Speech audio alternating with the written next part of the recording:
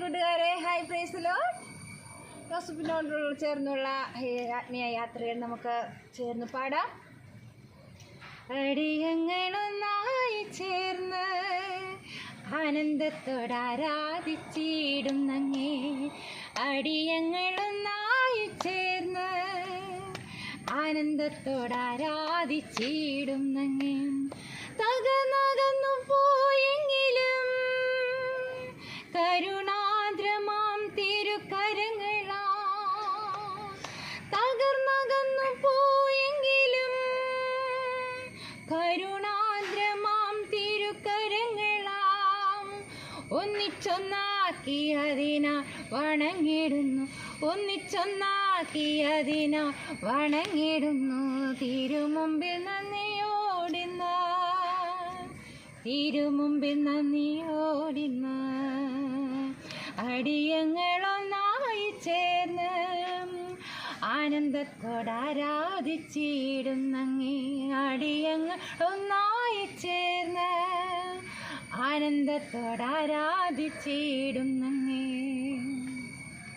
കാനാനിലെ പരദേശവാസത്തിലും മിസ്രയീം കുടിയേറ്റ വേളയിലും, കാനാനിലെ പരദേശവാസത്തിലും മിസ്രയീം കുടിയേറ്റ വേളയിലും വർദ്ധിപ്പിക്കും, പോഷിപ്പിക്കും, വളർത്തിടും.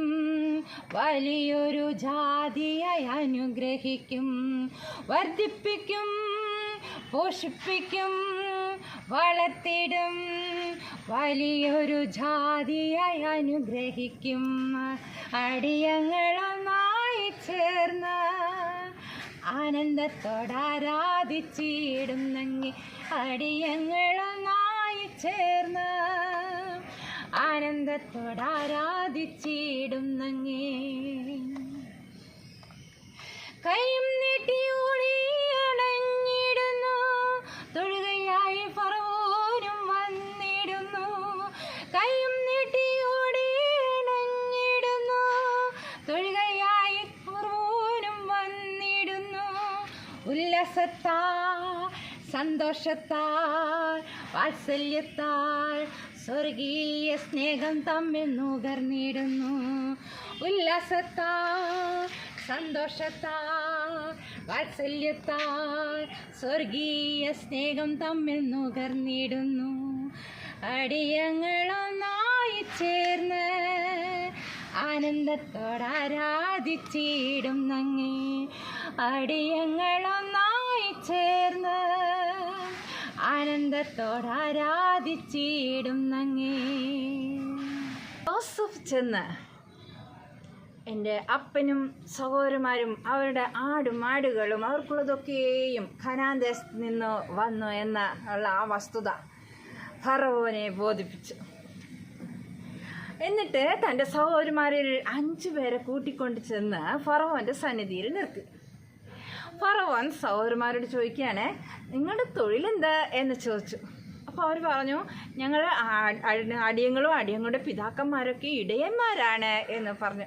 കനാൻ ദേശത്താണ് ഞങ്ങൾ ക്ഷാമം കഠിനമായിരിക്കുകയാണ്, അതുകൊണ്ട് അടിയങ്ങളുടെ ആടുകൾക്ക് മേച്ചിലില്ല, അടിയങ്ങൾ ഗോശൻ ദേശത്ത് പാർത്തുകൊള്ളട്ടെ എന്ന് ഫറവോനോട് ചോദിക്കുകയുണ്ടായി.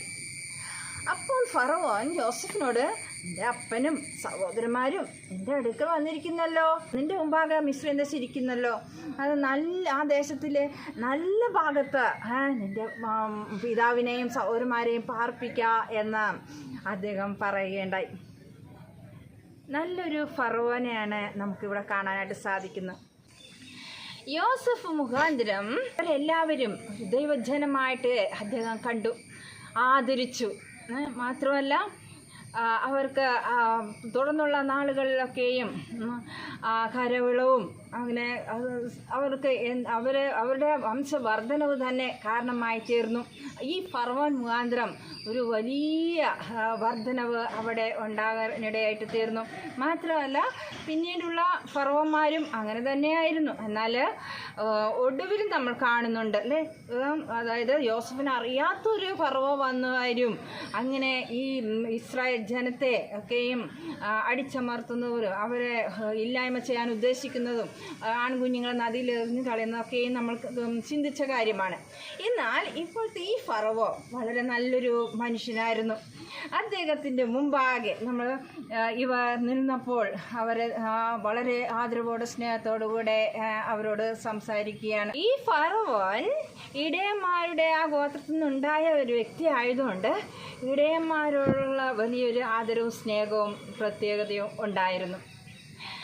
അതുപോലെ അദ്ദേഹം പറയുന്നു, നിങ്ങളിൽ പ്രാപ്തന്മാർ ഉണ്ടെന്ന് അറിയുന്നുവെങ്കിൽ നീ അവരെ എൻ്റെ ആടുകളുടെ മേൽ വിചാരകനാക്കി വയ്ക്കുക എന്ന് കൽപ്പിക്കുന്നതായിട്ട് നമുക്ക് കാണാനായിട്ട് സാധിക്കുന്നു. ഈ സമയം യോസഫ് തൻ്റെ അപ്പനായ യാക്കോബിനെയും കൂട്ടി അകത്ത് നമ്മുടെ ഫറവോൻ്റെ മുമ്പാകെ കൊണ്ട് നിർത്തി. അപ്പോൾ യാക്കോബ് വളരെ സന്തോഷത്തോടെ ഫറവോൻ്റെ മുമ്പാകെ ഫറവോനെ അനുഗ്രഹിച്ചു. ഫറവോൻ അപ്പോൾ യാക്കോബിനോട് ചോദിക്കുകയാണ്, എത്ര വയസ്സായി എന്ന് ചോദിച്ചപ്പോൾ, എൻ്റെ പരദേശ പ്രയാണകാലം 130 സംവത്സരമായിരിക്കുകയാണ്. എൻ്റെ ആയുഷ്കാലം ചുരുക്കവും കഷ്ടമുള്ളത് അത്രേ. പക്ഷേ എൻ്റെ പിതാക്കന്മാരുടെ പരദേശ പ്രയാണമായ ആയുഷ്കാലത്തോളം എത്തിയിട്ടുമില്ല എന്ന് പറഞ്ഞു. യാക്കോബ് ഫറവോനെ പിന്നെയും അനുഗ്രഹിച്ചു. ദൈവത്തെ അനുഗ്രഹിക്കപ്പെട്ടവനെ എന്നൊക്കെ വിളിച്ചു കാണും അല്ലേ, അല്ലെങ്കിൽ കുറേ ദീർഘായുസൊക്കെ നൽകി അനുഗ്രഹിച്ചു കാണും അല്ലേ. എങ്ങനെയാണ് അനുഗ്രഹിച്ചതെന്ന് നമുക്കറിയത്തില്ല. നല്ലൊരു അനുഗ്രഹം നമ്മുടെ യാക്കോബ് ഫറവോന് നൽകി. ഹല്ലേലൂയ. അത് ദൈവത്താൽ ആ അനുഗ്രഹിക്കപ്പെട്ടവനായി ആ ഫറവോൻ തീരുകയാണ്. പിന്നെ ഫറവോൻ്റെ മുമ്പിൽ നിന്ന് യാക്കോബും യോസഫും അവിടുന്ന് ആ സന്നിധിയിൽ നിന്ന് പോയി. എന്നിട്ട് എന്ത് ചെയ്തു? യോസഫ് തൻ്റെ അപ്പനെയും സഹോദരന്മാരെയും അവിടെ കൂടി പാർപ്പിച്ചു. എന്നിട്ട് ഫറവോൻ കൽപ്പിച്ചതുപോലെ അവർക്ക് മിസ്രയീം ദേശത്തിലേക്ക് ഏറ്റവും നല്ല ഭാഗമായ രമസ്യേസ് ദേശത്ത് അവകാശവും കൊടുത്തു. യോസഫ് തൻ്റെ അപ്പനെയും സഹോദരന്മാരെയും അപ്പൻ്റെ കുടുംബത്തെയൊക്കെയും കുഞ്ഞുകുട്ടികളുടെ എണ്ണത്തിനൊത്തവണ്ണം ആഹാരം കൊടുത്ത് രക്ഷിച്ചു. നമ്മുടെ ഇന്നത്തെ വാക്യം സങ്കീർത്തനങ്ങൾ 67:1. ദൈവം നമ്മോട് കൃപ ചെയ്ത് നമ്മെ അനുഗ്രഹിക്കുമാറാകട്ടെ. അവൻ തൻ്റെ മുഖത്തെ നമ്മുടെ മേൽ പ്രകാശിക്കുമാറാകട്ടെ. സങ്കീർത്തനം 67:1. അടിയങ്ങളൊന്നായി ചേർന്ന് ആനന്ദത്തോടാരാധിച്ചിടുന്നങ്ങേ, അടിയങ്ങളൊന്നായി ചേർന്ന് ആനന്ദത്തോടാരാധിച്ചിടുന്നങ്ങേ. God bless you.